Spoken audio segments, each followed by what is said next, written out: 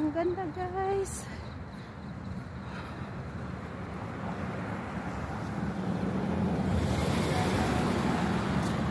Ang ganda guys ng ilaw sa Tamar.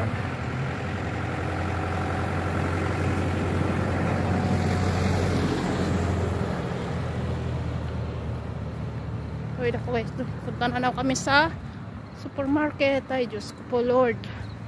Lakad na lang. Ang kasana ako sa bike. So, sakit sa puwit.